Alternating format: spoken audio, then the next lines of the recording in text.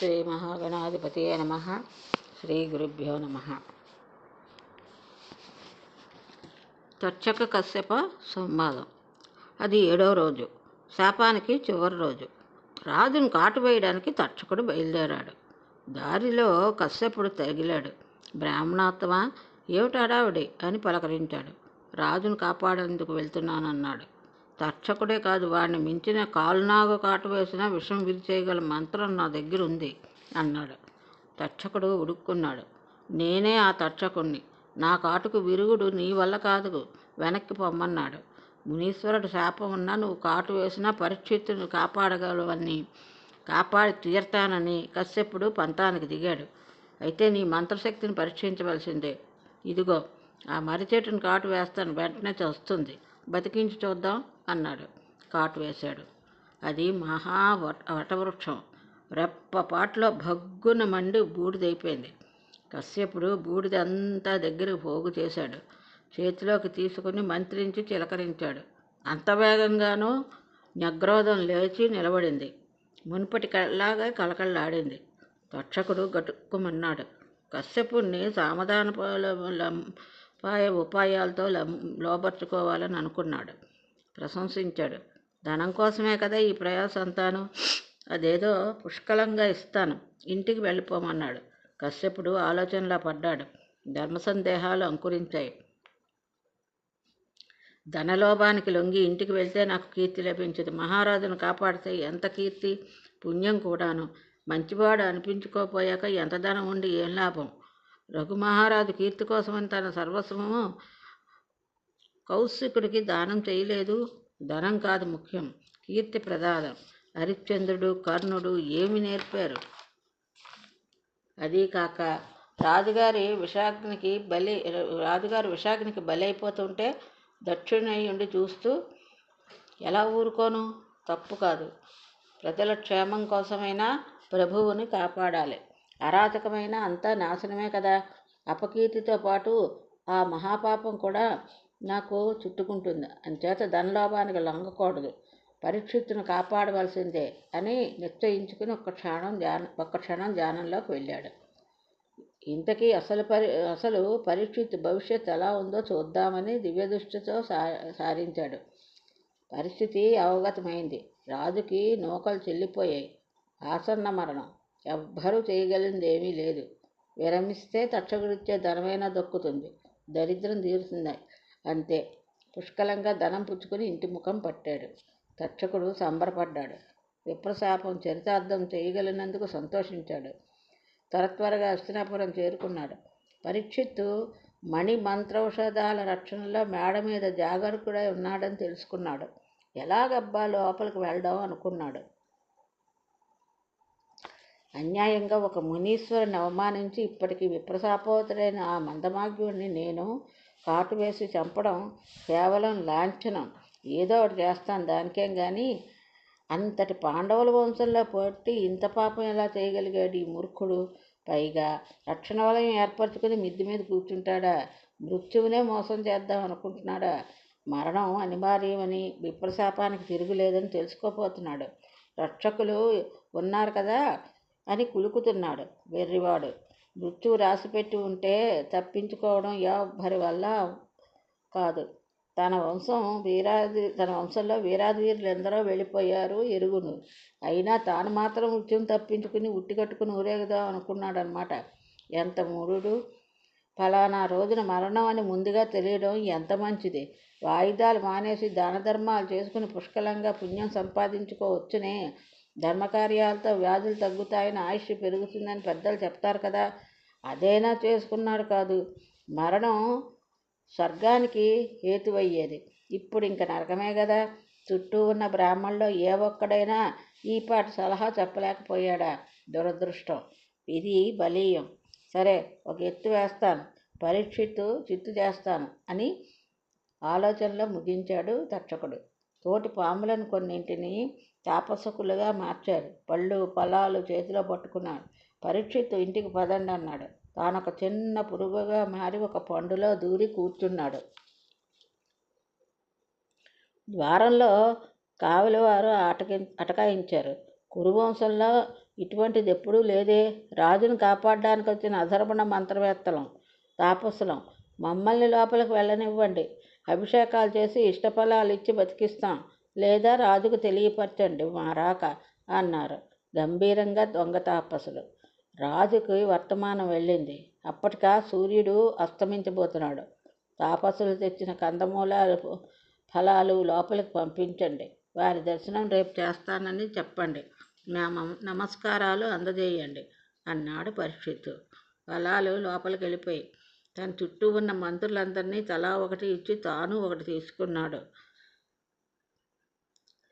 అందులోంచి అణువంత పురుగు బయటకు వచ్చింది. మణిపూసలా మెరుస్తోంది. కళ్ళు నల్లగా ఉన్నాయి. మంత్రులారా, ఇంచుమించు సూర్యుడు అస్తమిస్తున్నారు.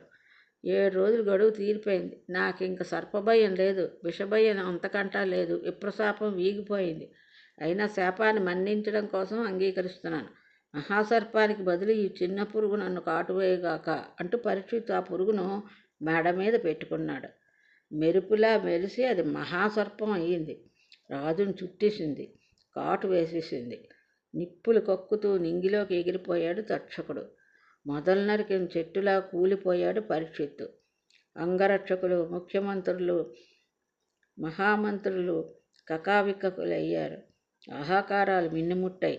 నింగిలో నిప్పు ముద్దలా ఎగిరిపడుతున్న తక్షకుడిని చూసి ప్రజలు భయభ్రాంతులయ్యారు. ప్రపంచమే తగలబడిపోతుందేమో అని భావించారు. పరీక్షిత్తు కుమారుడు మరీ పసిబాలుడు. అందుకని పురోహితులే వేదమంత్రాలతో యథావిధిగా మహారాజుకి ఉత్తరక్రియలు జరిపించారు. దుర్మరణం పాలైన పరీక్షిత్తు దేహాన్ని గంధాగురుతర కాష్టాలతో గంగా తీరంలో అగ్నికి ఆహుతి చేశారు. అన్న, వస్త్ర, గో సహస్ర దాన ధర్మాలు పుష్కలంగా జరిపించారు. రోజులు గడిచాయి. ఒక సుముహూర్తాన్న పసిబాలుడిని సింహాసనం మీద కూర్చోబెట్టారు మంత్రులు. ఆ బాలుడి పేరే జనమేజయుడు. ప్రజలంతా అతన్ని రాజుగా అంగీకరించారు. అతడు దినదిన ప్రవర్ధమానమై 11 ప్రాయం వచ్చేసరికి కులపురోహితుల ద్వారా విద్యలన్నీ నేర్చుకున్నాడు. కృపాచార్యుడు ధనుర్వేదం మొత్తం నేర్పాడు. కర్ణార్జునులంతటి వాడిగా తీర్చిదిద్దాడు. వేదాలు అభ్యసించాడు. ధర్మశాస్త్రాలు నేర్చుకున్నాడు. సత్యవాదిగా, జితేంద్రుడిగా రాజ్యం పరిపాలిస్తున్నాడు. అందరికీ ధర్మరాజే జ్ఞాపకం వస్తున్నారు. సువర్ణ వర్మాక్షుడనే కాశీనరేశ్వరుడు వపుష్టమ అనే తన కూతుర్నిచ్చి వివాహం చేశాడు. ఇద్దరూ సుభద్రార్జునులా వనవిహారాలు చేస్తూ యవ్వన సుఖాలు అంచులు దాటుతున్నారు. సచీదేవేంద్రులాగా మహారాజభోగాలు అనుభవిస్తున్నారు. సమర్థులైన మంత్రులతో, ప్రజాపాలనతో సుఖంగా నడుస్తోంది. అందరూ ఆనందించారు. ఒకనాడు ఉత్తంకుడు అనే మహర్షి జనమేజయుడి దర్శనానికి వచ్చాడు. ఇతడు తక్షకుడి చేతిలో మోసపోయినవాడు. ప్రతీకారం తీర్చుకోవడానికి మార్గం అన్వేషిస్తూ జనమేజయుడి దగ్గరికి వచ్చాడు. వస్తూనే రెచ్చగొట్టే మాటలు పలికాడు. జనమేజయ, నిన్ను చూస్తూ ఉంటే జాలి వేస్తోంది. కార్యాకార్యాలు తెలుసుకోలేని పసిబాలులా కనిపిస్తున్నావు. చేయవలసిందేమో చేయటం లేదు, చేయకూడమన్నీ చేస్తున్నావు. కసి పౌరుషం లేని నీ వంటి చప్పటి మనిషికి నేనేమి చెప్పి ఏం ప్రయోజనం? తంత్రం తెలీదు, మంత్రం తెలీదు, ఎవరు శత్రువులో అంతకన్నా తెలీదు. అన్నీ బాలచేష్టలు అంటూ తల తిప్పి ఛేదరింపుగా గొణుకున్నాడు. ఉతంకర్షి, నీ మాటలు నాకేం అర్థం అవ్వట్లేదు. నేను ఏ వైరవాలు తెలుసుకోలేదు, ఏ ప్రతీకారాలు చేయలేదు. వివరంగా చెప్పు, అప్పుడు ఏం చెయ్యాలో అది చేస్తాను అన్నాడు. రాజా, తెలీదన్నావు కాబట్టి చెప్తున్నాను విను. మీ నాన్న ఎలా చనిపోయాడో తెలుసా? సహజ మరణం కాదు, దుర్మరణం. తక్షకుడనే సర్పదుష్టుడు పొట్టను పెట్టుకున్నాడు. కావలిస్తే ఉన్నారుగా నీ వృద్ధమంతులు, వారిని అడుగు. జనమేజయుడు వెంటనే మంత్రులను పిలిచి విషయం అడిగాడు. విప్రశాప కారణంగా తక్షకుడు వచ్చి సర్పసందుష్టుడై పరీక్షిత్తు దివ్యవంతుడై సంగతిని వారు వివరించి చెప్పారు. అవును మరి, విప్రశాపం కారణంగా తక్షకుడికి తప్పే ఉంది అని జనమేజయుడు ఎదురు ప్రశ్న వేశాడు. ఆహా, అలాగా నాయనా. పుష్కలంగా ధనం ఇచ్చి కశ్యపుని నివారించలేదు ఆ దుష్టుడు. కాపాడగలవన్న కొనేసి వెనక్కి దారి మళ్లించాడు. శత్రువు కాక అలాంటి వాడు శత్రువు కాక మిత్రుడవుతాడా? నీకంటే మునిబాలకుడైన రురుడు నయం. వెనకటికి ఒక పాము తాను వివాహం మాడబోయిన ప్రమద్వరను కరిచి చంపిందని ప్రతిజ్ఞ చేసి సర్పసంహారం మొదలుపెట్టాడు. ఎప్పుడూ కర్రపుచ్చుకుని తిరుగుతూ కనిపించిన పాము నల్ల బాచి చంపాడు. కొన్నింటిని వెతికి వెతికి మరీ చంపాడు. అలా చంపుతూ ఉండగా ఒక వనంలో డుండుభం అనే ముసలిపాము కంట కనబడింది. చంపబోయాడు. అది అది రురు, నేను నీకేం అపకారం చేశానని చంపుతావని ప్రశ్నించింది. రురుడు తన ప్రియురాలి మరణం తన ప్రతిజ్ఞా కారణం వివరించి అందుకని చంపుతానన్నాడు. రురు, నీ ప్రమద్వరను కరిచింది నేను కాదు. అసలు ఇంతవరకు నేను ఎవరిని కరవేలేదు. మిగతా పాములు కరిస్తే కరవవచ్చు. రూపసామ్యాన్ని బట్టి నన్ను చంపడం నీకు భావ్యం కాదు. హేతుబద్ధమైన ఈ మానవ సంభాషణకు రురువు ఆశ్చర్యపోయాడు. నువ్వు ఎవరివి? సర్పరూపం ఎందుకు పొందావు అని అడిగాడు. రురు, చెబుతున్నాను విను. నేను బ్రాహ్మణ్ణి. చిన్ననాటిని నాకు ఒక మిత్రుడున్నాడు. అతడి పేరు ఖగముడు. మహాతపస్వి, వట్టి అమాయకుడు. ఓ రోజున అతడు ఏకాగ్ర చిత్రంతో అగ్నిహోత్రం చేసుకుంటున్న సమయంలో నేను వెళ్ళాను. ఎండుగడ్డిని వెంట చుట్టి పాముగా చేసి అతన్ని భయపెట్టాను. బాల్యచేష్ట, కానీ అతడు నిజంగా భయపడిపోయాడు. గతిగతిగా వణికిపోయాడు. మేము కేరింతలు కొడుతూ ఉంటే పట్టడాన్ని కోపంతో శపించాడు. పామును అయిపోవన్నాడు. గబగబా వెళ్ళి గడ్డి తాడు చూపించాను. ఇది నిజం పాము కాదని వివరించాను. అప్పటికీ భయం తీరి ఖగముడు కొంత శాంతించాడు. మందబుద్ధి, నన్ను భయపెట్టావు కాబట్టి శపించాను. నువ్వు పాము కాక తప్పదు. అయితే మళ్ళీ నువ్వే నా భయం తీర్చావు కాబట్టి శాప విమోచనం కూడా చెప్తున్నాను విను. ప్రమతి కుమారుడు రురుడు వచ్చి నీకు శాప విముక్తి కలిగిస్తాడు అని నన్ను ఓదార్చి ఆ ఖగముడు వెళ్ళిపోయాడు. ఇది నా కథ. నువ్వు రురుడివి, నేను విప్రుణ్ణి. ఒక మంచి మాట చెప్తాను, ఆలకించు, అర్థం చేసుకో. అహింస ఒక్కటే ఉత్తమోత్తమ ధర్మం. విప్రులకు మరీని. వాళ్ళు వివేక సంపన్నులు కనుక సకల జీవరాశి పట్ల దయగా ఉండాలి. యజ్ఞాల్లో మినహా మరెక్కడ ఏ హింస చేయకూడదు. ఈ ఉపదేశం చేసి డుండుబం తన సర్పరూపం విడిచిపెట్టి బ్రాహ్మణులా మారి వెళ్ళిపోయాడు. అప్పటి నుంచి రురుడు హింసను విడిచిపెట్టాడు. తర్వాత అర్ధాయుద్ధానంతో ప్రమద్వరను బతికించుకుని వివాహం చేసుకున్నాడనుకో, అది వేరే సంగతి. ఇంతకీ జన్మేజయ, బ్రాహ్మణుడికైనా నీకన్నా ఆ రురుడే నయం. తనకు అపకారం చేసిన సర్పాల మీద కత్తి కట్టి యుద్ధం ప్రకటించాడు. నువ్వా క్షత్రువుడిగా ఉండి పాములను ఉపేక్షిస్తున్నావు. పితృఘాతకులకు సుఖంగా బతకనిస్తున్నావు. అంతరిక్షంలో నీ తండ్రి ప్రతీకారేచ్ఛతో దహించుకుపోతున్నాడు. స్నానాపానాదులు వదిలేసి కూర్చున్నాడు. ఈ దుర్గతి నుంచి ఉద్ధరించు. సర్పాలను సంహరించు. తండ్రికి ఉన్న వైరాన్ని తీర్చని కొడుకు బతికి ఉండి మృతుడితో సమానం. లే, బతికి ఉన్నానని అనిపించుకో. పాపశంక పెట్టుకోకు. యజ్ఞవంకతో ఎంత జీవహింస చేసినా తప్పులేదు. సర్పయాగం ప్రారంభించు. అది అంబా ముఖంతో. ఇది అంబాముఖం. సౌనకాది మహాములారా, ఉత్తంకుడు ఉపదేశంతో జనమేజయుడు రెచ్చిపోయాడు. కన్నీళ్లు తుడుచుకున్నాడు. తండ్రికి ఉత్తమ గతులు కల్పించపోయినందుకు తనను తానే నిందించుకున్నాడు. ఈరోజే యాగం ప్రారంభించి పితృరుణం తీర్చుకుంటాను. బగబగలాడుతున్న మంటలో సర్పాలను ఆహుతి చేసి ప్రతీకారాగ్ని జ్వాలను చల్లార్చుకుంటాను. మంత్రులను అందరినీ పిలిపించాడు. గంగా తీరంలో భూమిని కొలిపించి చదును చేయించి 100 స్తంభాలతో అందంగా మంటపం కట్టించి యజ్ఞవేదిక నిర్మించండి. యజ్ఞ సంబరాలు సమకూర్చండి. నేను సర్పయాగం చెయ్యాలి. యజ్ఞ పశువు తక్షకుడు, యజ్ఞ హోత ఉత్తంకుడు. వేద పండితులందరినీ ఆహ్వానించండి త్వరగా. రాజాజ్ఞ మేరకు అన్నీ ఏర్పాటయ్యాయి. సర్పహవనం మొదలైంది. తక్షకుడు భయపడ్డాడు. ఇంద్రుడి సన్నిధికి పరిగెత్తాడు. అతడు ఓదార్చి అర్ధసింహాసనంలో కూర్చోపెట్టుకుని అభయం ఇచ్చాడు. ఉత్తంకుడు ఇది గ్రహించాడు. పట్టుదల పెరిగింది. సహేంద్ర తక్షకాయ స్వాహ అంటూ ఇంద్రుడితో సహా తక్షకుణ్ణి నియంత్రించాడు. ఇద్దరు వచ్చి అగ్నికొండంలో రాలిపడిపోవాలి. అంతలో తక్షకుడు ఆస్తికుణ్ణి తలుచుకున్నాడు. అతడు యాయావరుకులోద్భుడు, ధర్మాత్ముడు, జగత్కారుని కొడుకు. ఆ మునిబాలుడు ఆస్తికుడు జనమేజయుడిని సమీపించి ప్రశంసావాక్యాలు పలికాడు. రాజు సంతోషించి ఆ బాలపండితుడిని బహుదా అర్చించి సత్కరించాడు. ఏం కావాలో కోరుకోమన్నాడు. అతడు వెంటనే యజ్ఞం ఆగిపోవాలని కోరుకున్నాడు. మాటకు నిలబడే మహారాజు కనుక యజ్ఞం ఆపేశాడు. సర్పహోమం ఆగిపోయింది. ఆస్తికుడు సంతోషించాడు. వైశంపాయుని పిలిచి జనమేజయుడికి వ్యాసభారతం వినిపించమన్నాడు. విన్నా రాజుకు మనశ్శాంతి లభించలేదు. సాక్షాత్తు వ్యాసుడినే అడిగాడు. హే భగవాన్ వ్యాస, నా మనసు దహించకపోతోంది. అర్జునుడంతటి వాడికి పౌత్రుడిని మా తండ్రి సంగ్రామంలో మరణిస్తే అది క్షత్రియులకు గౌరవప్రదం. ఇంట్లో మరణించినా కనీసం అది సహజ మరణం అయితే అదొక పద్ధతి. ఇదేమి దారుణం! మా తండ్రి గారిది దుర్మరణం. అంతరిక్షంలో దాహార్తులై వేలాడుతున్నాడు. శాంతి ఉపాయం చెప్పు. వెంటనే మా తండ్రి గారు దుర్గతి తప్పి స్వర్గానికి వెళ్ళే ఉపాయం చెప్పు. నాకు మనశ్శాంతిని ప్రసాదించు. జనమేజయుడు ఈ విధంగా అభ్యర్థించాడు. సత్యవతీసుతుడు సభామండపంలో కూర్చుని సమాధానం చెప్పాడు.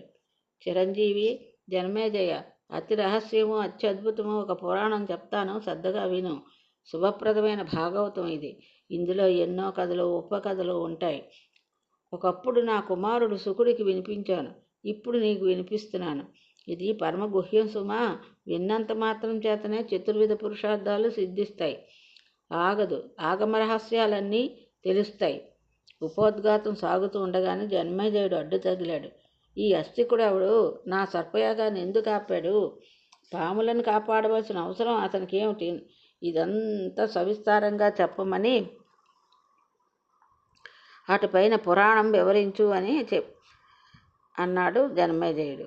అలాగేనన్నాడు వ్యాసుడు. జనమేజయ, జగత్కారు అనే ఒక మునీశ్వరుడు ఉన్నాడు. అతడు శాంత స్వభావుడు, గృహస్థాశ్రమం స్వీకరించలేదు. అతడు ఒకరోజు ఒకానొక అడవిలో పెద్ద గోతిలో వేలాడుతున్న తన పూర్వీకులను చూశాడు. ఏమిటి దారుణమని ఆశ్చర్యపోయాడు. అప్పుడు ఆ పితలు అన్నారు కదా, నాయనా, నువ్వు త్వరగా వివాహం చేసుకో. అప్పటిదాకా మా పని ఇంతే. ముక్తి లేదు, స్వర్గం లేదు. జగత్కారు సమాధానం చెప్పాడు. సనామధేయురాలు, నాకు అతి వ్యవసురాలు ఆయాచితంగా దొరికితే తప్పకుండా వివాహం చేసుకుంటానని మాట ఇచ్చి తీర్థయాత్రలకు బయలుదేరాడు. ఇదిలా ఉండగా కశ్యప ప్రజాపతి భార్యలు కద్రువింతలు ఓ సాయంకాలం వేళ సముద్ర తీరంలో విహరిస్తూ అల్లంత దూరాన ఒక దివ్యాస్త్రాన్ని చూశారు. దాని రంగు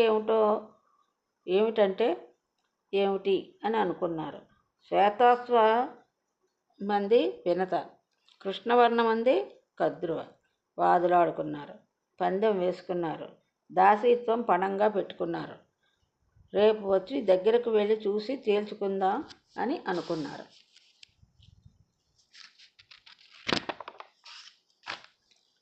కద్రువ తన పిల్లలకు రహస్యంగా చెప్పింది. పిల్లపాములారా, మీరు వెళ్ళి గుర్రాన్ని చుట్టుకుని నల్లగా కనిపించేటట్టు చెయ్యండి అంది.